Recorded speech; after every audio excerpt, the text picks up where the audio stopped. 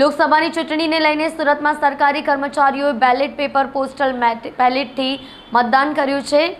9 વાગ્યાથી 6 વાગ્યા સુધી મતદાન ચાલુ હતું।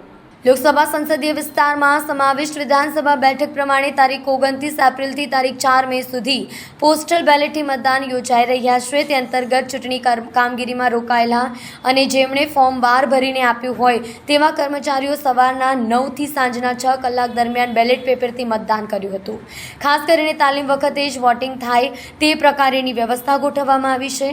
સાથે સાથે આખરી એક્સચેન્જ મેળા વખતે વોટિંગ કરેલા બેલેટ પેપરનું છેલ્લી વખતે એક્સચેન્જ કરવામાં આવશે। આજે સુરત પોલીસ વેલફેર હોલ ખાતે લોકસભાની ચૂંટણીમાં ફરજ બજાવતા તમામ સરકારી કર્મચારીઓ માટે મતદાન યોજાયું હતું, જ્યાં તમામ પોલીસ અધિકારીઓ તેમજ પોલીસ કર્મચારી, હોમગાર્ડ, CRBના જવાનો મતદાન કરવા માટે પહોંચ્યા હતા અને 900 જેટલા સરકારી કર્મચારી મતદાન કરશે। મતદાન માટે પોલીસ કર્મચારીઓએ લાઈન લગાવી હતી।